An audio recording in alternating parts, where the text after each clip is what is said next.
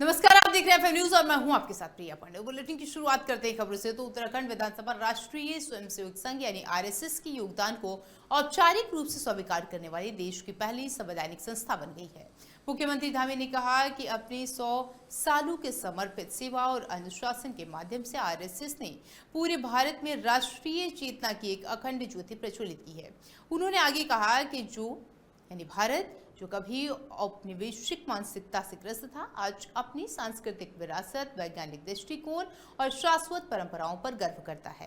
ये परिवर्तन आरएसएस की सदियों पुरानी निस्वार्थ सेवा और संकल्प के कारण संभव हुआ है।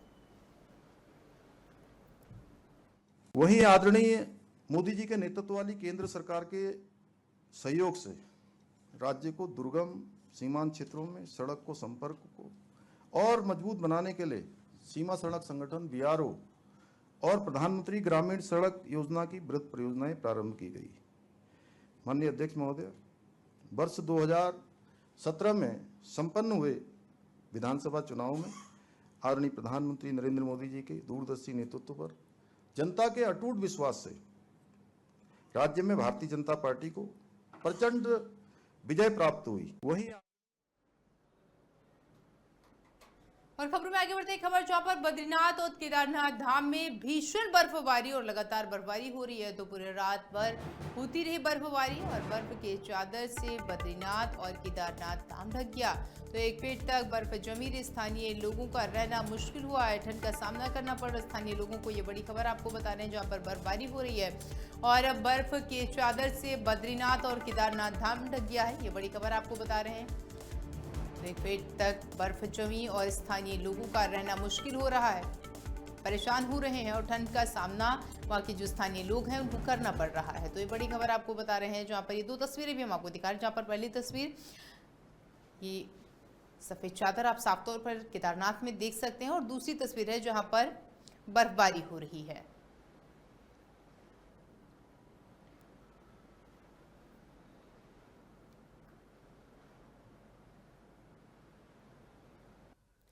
तो आप सुन रहे थे मुख्यमंत्री योगी आदित्यनाथ को और खबरों में आगे बढ़ते हैं। तो खबर जहां पर आचार्य धीरेन्द्र शास्त्री और कवि कुमार विश्वास पहुंचे उत्तरकाशी और उत्तरकाशी के बड़कोट में आचार्य धीरेन्द्र शास्त्री पहुंचे हैं। तो यमुना नदी तट पर दोनों ने पूजा अर्चना की और आचार्य धीरेन्द्र शास्त्री ने भक्तिभाव से पूजा अर्चना की है और यमुना नदी तट पर कवि कुमार विश्वास ने आरती की है। तो ये खबर आपको बता रहे हैं जहाँ पर यह आरती की गई। आचार्य धीरेन्द्र शास्त्री ने आरती की है, यमुना नदी तट पर यात्री की गई, ये खबर आपको बता रहे हैं।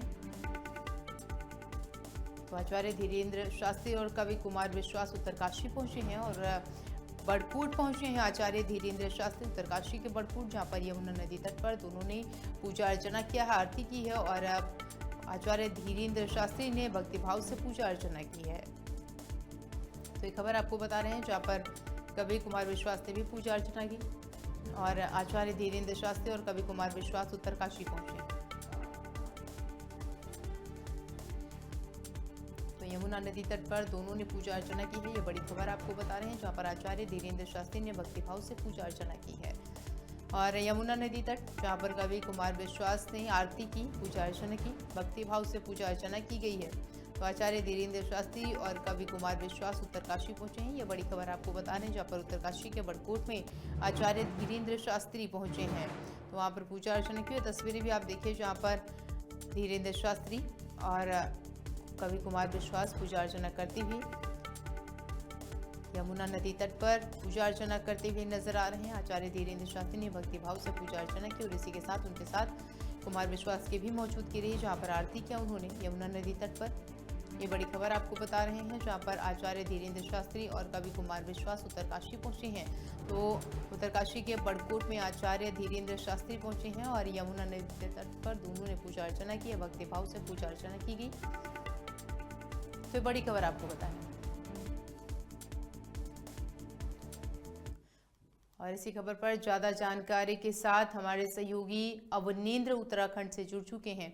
अवनेंद्र, जिस तरीके से ये पंडित धीरेन्द्र शास्त्री और कवि कुमार विश्वास वहां पर पहुंचे हैं, पूजा अर्चना उन्होंने की है, पूरे भक्तिभाव से पूजा अर्चना की गई है। जी, आपको बता दें कि बागेश्वर धाम सरकार, आचार्य धीरेन्द्र शास्त्री और कुमार विश्वास, ये दोनों हेलीकॉप्टर से उत्तर काशी पहुंचे और वहां से गगनानी गए और वहां पर उन्होंने पवित्र यमुना जल का स्पर्श किया, आचमन किया और बाकायदा पूजा अर्चना की।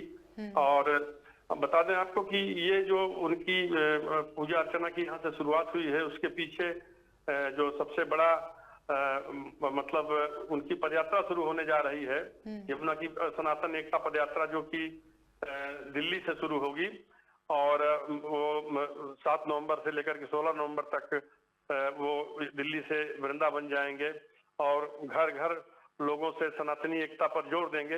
यही वजह है कि पूजा अर्चना करने के बाद जब धीरेन्द्र शास्त्री अवनेंद्र यहाँ पर कहीं ना कहीं भक्तों को, जो श्रद्धालु हैं, जो सनातनी हैं, उनको जोड़ने के लिए ये यात्रा निकाली जा रही है।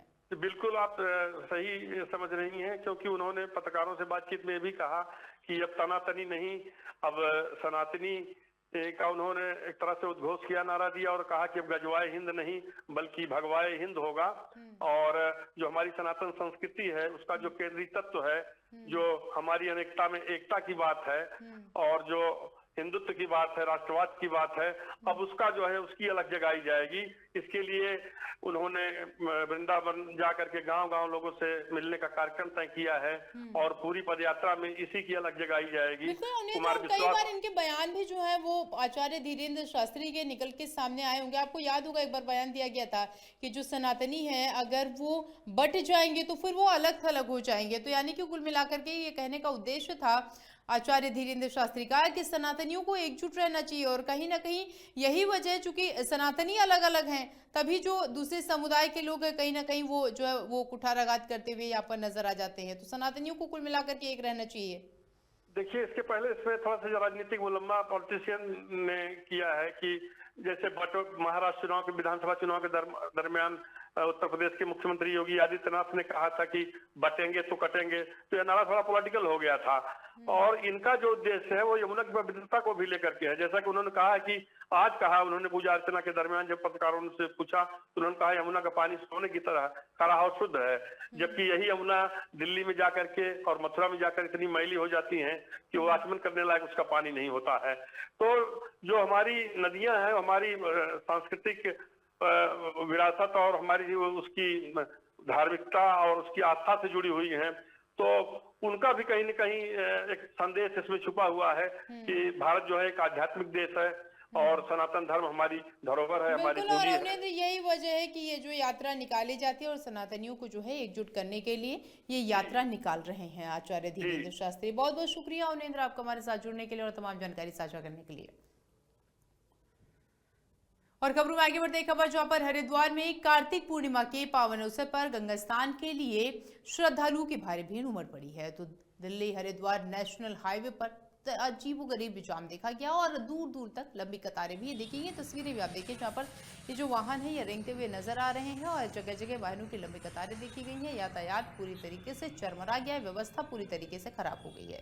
इसी दौरान एक एम्बुलेंस भी घंटों तक जाम में फंसी रही, जिससे मरीज की हालत देखकर और चिंता बढ़ गई। तो सुबह से ही सड़क पर वाहन रेंगते हुए नजर आए हैं और ट्रैफिक पुलिस के तमाम प्रयासों के बावजूद स्थिति सामान्य नहीं हो सकी है। थके हारे श्रद्धालु सड़क पर ही फंस गए। पुलिस अब वैकल्पिक मार्गों से यातायात सुचारू करने की कोशिश में जुटी हुई है। ये खबर आपको बता रहे हैं जहाँ पर कार्तिक पूर्णिमा और वाहन रेंगते हुए नजर आ रहे हैं, इसकी वजह वही बताई जा रही है। और खबरों में आगे बढ़ते हैं तो रुद्रपुर में पंजाबी समाज की ओर से मनाए जाने वाले पारंपरिक टुबड़ी पूजा एवं गंगा स्नान महापर्व को लेकर नगर निगम ने तैयारियां तेज कर दी हैं। महापौर ने नगर आयुक्त के साथ कल्याणी नदी स्थित घाट और फुलसुंगी क्षेत्र के घाट का स्थलीय निरीक्षण किया। इस दौरान उन्होंने नगर निगम की पूरी टीम को सफाई व्यवस्था और अन्य आवश्यक व्यवस्थाओं को दुरुस्त करने के निर्देश दिए। संध्या के समय महिलाएं नदी या नहर में घाटों पर जाकर के पूजा करती हुई नजर आई। पंजाबी समुदाय का एक पर्व होता है टुबड़ी। उस टुबड़ी व्रत में निर्जला और हमारी माताएं बहनें उस व्रत को रखती हैं अपने बच्चों की दीर्घायु के लिए, अपने पति की दीर्घायु के लिए। और उसी के तहत यहाँ पर परसों वो त्यौहार होने वाला है और उसमें साफ घाट चाहिए होता है, अच्छी पानी की व्यवस्था चाहिए होती है। तो अभी हमने वार्ड नंबर 1 फुलसुंगी जो है मेरा गांव, वहाँ पे भी हमने साफ़ सफाई की व्यवस्थाओं को निर्देशित कर दिया। हमारी नगर आयुक्त जी हमारे साथ हैं और यहाँ पर भी हमने जहाँ पे छठ पूजा होती है इसको भी साफ़ सफाई करके इसको यहाँ पर सारी व्यवस्थाओं करने की। और खबरों में आगे बढ़ते हैं तो देहरादून के स्पर्श हिमालय महोत्सव में सीएम पुष्कर सिंह धामी ने कहा कि आयोजन देश दुनिया के संस्कृति, मर्मज्ञों, कला और साहित्य प्रेमियों का संगम है। उन्होंने सभी प्रतिभागियों का स्वागत किया। सीएम ने कहा कि आने वाले समय में कलाकारों और साहित्यकारों के लिए यहाँ भव्य मंच तैयार होगा।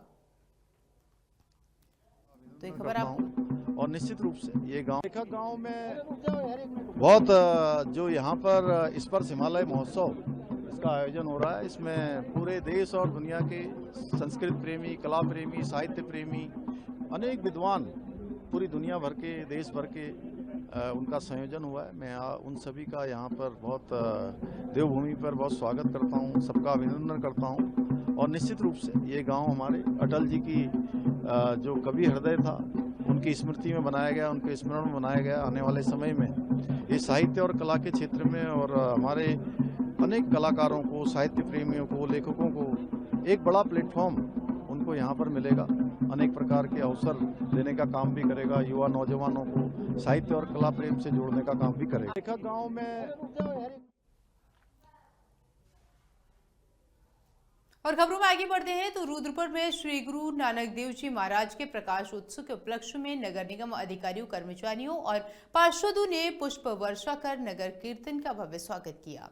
इस अवसर पर संगत को प्रसाद भी वितरित किया गया और नगर कीर्तन का स्वागत करते हुए महापौर ने सभी नागरिकों को गुरु नानक देव जी के प्रकाश उत्सव की शुभकामनाएं भी दी। तो एक खबर आपको बता रहे हैं रुद्रपुर से, जहां पर यह प्रकाश उत्सव मनाया गया।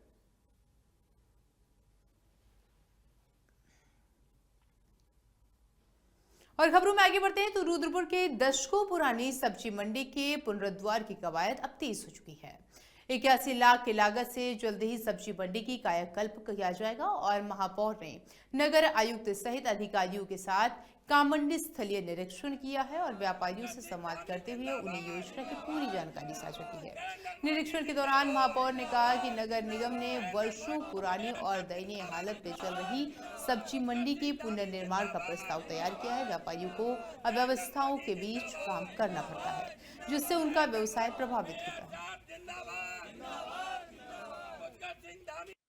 सब्जी मंडी का एक प्रस्ताव हमने रखा था, जो सब्जी मंडी बरसों बरस से ये सब्जी मंडी हम देख रहे हैं। बचपन से इस सब्जी मंडी को हमने देखा है। इस दयनीय स्थिति में यहाँ आप आते हैं तो यहाँ हमारे जो रमपुरा और हमारे क्षेत्र के जो लोग हैं, रुद्रपुर के ही सारे दुकानदार हैं और बेचारे बहुत दयनीय स्थिति में, किसी ने त्रिपैल टांग रखी है, कोई आता है, कोई बल्ब टांगता है, कोई शेड बना रखा है और इसमें इन्होंने अपना व्यापार चला रखा, अपने बच्चों को पाल रखा है।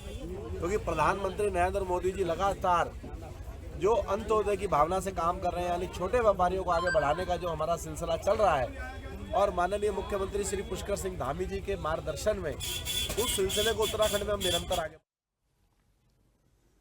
और खबरों में आगे बढ़ते हैं तो उधम सिंह नगर के ITI पुलिस की बड़ी कार्रवाई देखी गई है, जहां पिस्टल और 2 तमंचे सहित अभियुक्त दबोचे गए हैं। पुलिस की ओर से फरार अभियुक्त की तलाश अभी भी जारी है। मुखबिर की सूचना पर मौके पर पुलिस पहुंची, अभियुक्तों को गिरफ्तार कर लिया गया है। कब्जे से 2 पिस्टल, 1 खोखा कारतूस और 2 तमंचा भी बरामद हुआ है।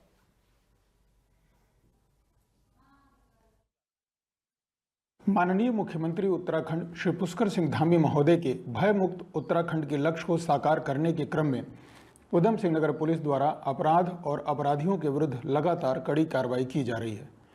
आज थाना ITI पुलिस को एक बड़ी सफलता मिली, जिसमें मुखबिर की सूचना पर मोहम्मद आलिम नामक अभियुक्त को गिरफ्तार किया गया, जिसके पास से 1 पिस्टल 32 बोर की, 2 तमंचे 315 बोर के और कुछ जिंदा कारतूस बरामद।